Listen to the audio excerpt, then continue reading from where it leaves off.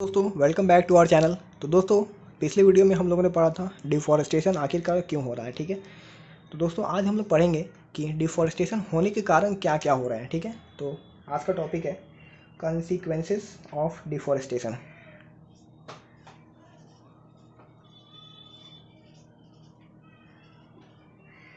Consequences of deforestation. ठीक है, sorry ये थोड़ा सही नहीं हुआ। ठीक है, कॉन्सिक्वेंसेस ऑफ डिफॉरेस्टेशन यानी डिफॉरेस्टेशन के कारण क्या क्या हो रहा है। ठीक है दोस्तों, इसमें फर्स्ट चीज़ जो है वो है ग्लोबल वार्मिंग।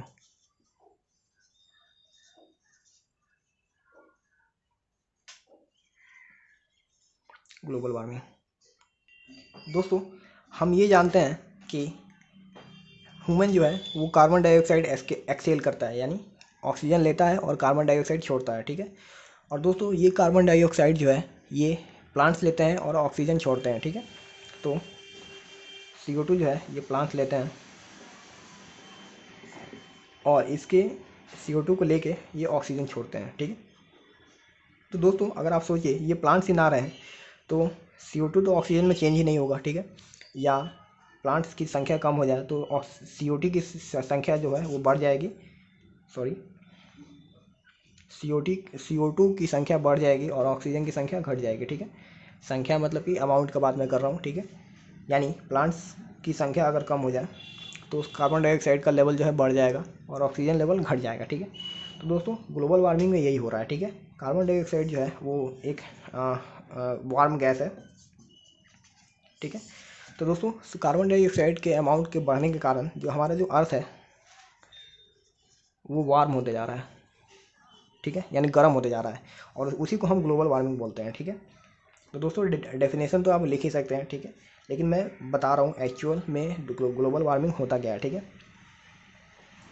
तो दोस्तों जो अर्थ जो है वार्म होने के कारण, तो दोस्तों आप सोचेंगे वार्म हो रहा है तो इससे क्या दिक्कत है। तो दोस्तों वार्म होने के कारण जो हमारे ग्लेशियर्स हैं तो वो पिघल रहे हैं और ग्लेशियर्स के पिघलने के कारण जो हमारे जो एरियाज़ हैं, जो लो लेवल एरियाज़ है उसमें वाटर बढ़ रहा है। ठीक है, धीरे धीरे वाटर बढ़ता जा रहा है। ठीक है, और अगर आप देखें तो अब जो है बहुत ही ज़्यादा अमाउंट में बाढ़ भी आता है। ठीक है, फ्लड भी ज़्यादा आता है। ठीक है, तो फ्लड ज़्यादा आने के कारण क्या है कि हमारे जो ग्लेशियर्स हैं वो जल्दी जल्दी पिघल रहे हैं। ठीक है, और जल्दी जल्दी पिघलने के कारण जो है पानी जल्दी जल्दी बर्फ़ मेल्ट हो रहा है और पानी में कन्वर्ट हो रहा है। तो पानी का जो लेवल है वो बढ़ता जा रहा है और पानी का लेवल बढ़ेगा तो डेफिनेटली फ्लड आएगा ही आएगा। ठीक है, सेकंड पॉइंट देखते हैं दोस्तों। सेकंड पॉइंट जो है वो है ड्रॉट,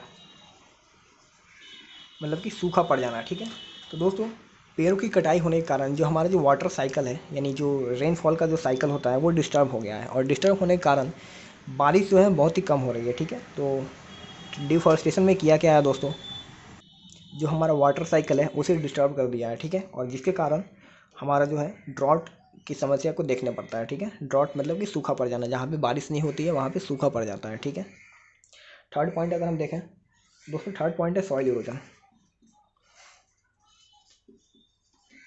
ठीक है, सॉइल इरोजन का मतलब होता है कि जब बारिश होती है तो पानी के साथ साथ दोस्तों बारिश नहीं, बहुत से कारण हो सकते हैं। ठीक है, तो removal of top layer of the soil, ठीक है, is known as soil erosion. ठीक है, मतलब कि सॉइल की जो फर्टाइल लेयर है वो रिमूव हो रही है, उसी को हम बोलते हैं सॉइल इरोजन। तो दोस्तों क्यों हो रही है, हम पेड़ बहुत ही लार्ज अमाउंट में काट रहे हैं। ठीक है, तो दोस्तों पेड़ को जो रूट्स होते हैं, दोस्तों ये अगर मान लीजिए पेड़ है तो इसके जो रूट्स होते हैं, तो पेड़ के रूट्स जो है वो सॉइल को, मिट्टी को जकड़ के रखते हैं, मतलब कि पकड़ के रखते हैं। तो दोस्तों अगर हम पेड़ ही नहीं रखेंगे, यानी पेड़ ही नहीं रहेंगे, तो इन मिट्टी को पकड़ने वाला कोई है नहीं। और बारिश होती है तो बारिश के साथ साथ ये जो लेयर है, मिट्टी का जो लेयर है, ये बहते चला जाता है और ये जाके नदी में मिल जाता है। ठीक है, तो दोस्तों ये बहुत ही बड़ा फैक्टर है। ठीक है, सॉइल इरोजन का। ठीक है, यानी डिफॉरेस्टेशन सॉइल इरोजन का बहुत ही बड़ा फैक्टर है। ठीक है दोस्तों, ये जितने भी पॉइंट हम लोगों ने डिस्कस किए हैं, ये ड्रॉट वाला छोड़ के, तो इन सब के कारण एक ही चीज़ आएगा जो कि है फ्लड। ठीक है, ग्लोबल वार्मिंग होगा, आइस मेल्ट होगा, फ्लड आएगा। ठीक है, सॉइल इरोजन होगा, सॉइल इरोजन होके सॉइल जो है रिवर में जाएगा, रिवर में जाएगा, मान लीजिए कि ये रिवर है, तो दोस्तों सॉरी ये रिवर है। ठीक है, मान लीजिए इतना इसका डेप्थ है, तो मान लीजिए इतना इसमें मिट्टी ही भर गया। ठीक है, इतना अगर इसमें मिट्टी भर गया ऐसे, तो पानी का लेवल तो डेफिनेटली राइज होगा, ठीक है, पानी तो उतना ही है, बस मिट्टी जाके भर जा रहा है, ठीक है। तो इन सब के कारण भी फ्लड आता है, ठीक है। डिफॉरेस्टेशन कर रहे हैं तो डिफॉरेस्टेशन के कारण हमारा जो है रेनफॉल का जो साइकिल है, वाटर साइकिल भी डिस्टर्ब हो रहा है। कहीं पे बहुत ही ज़्यादा बारिश हो जाती है, कहीं पे होती ही नहीं है। तो इन सब के कारण जो है फ्लड आता है, ठीक है। तो दोस्तों कॉजेस ऑफ डिफॉरेस्टेशन के हम लोगों ने 4 पॉइंट डिस्कस किए हैं, ठीक है।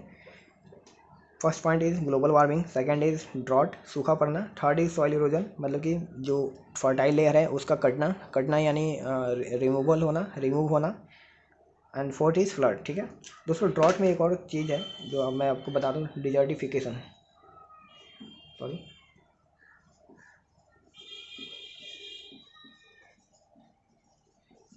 डिसर्टिफिकेशन। दोस्तों देखिए, जब बारिश नहीं होती है तो जो मिट्टी है धीरे धीरे सूखा पड़ते जाता है, ठीक है। और सूखा पड़ते पड़ते दोस्तों वहाँ पे धीरे धीरे वो मिट्टी जो है डेजर्ट यानी रेत में चेंज होते जाता है, ठीक है। यानी जो डिजर्ट होता है उसमें चेंज होते जाता है, ठीक है। और उसी को बोलते हैं डिजर्टिफिकेशन।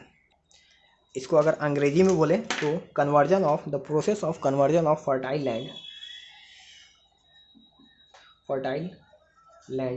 इनटू डेजर्ट, यानी the process of conversion of fertile land into desert is known as desertification, ठीक है।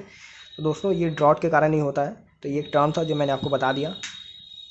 लगभग ये जो टॉपिक है ख़त्म हो गया। नेक्स्ट टॉपिक में हम रिसाइकलिंग ऑफ पेपर के बारे में पढ़ेंगे, ठीक है। तो आज के लिए बस इतना ही, मिलते हैं अपने नेक्स्ट वीडियो में।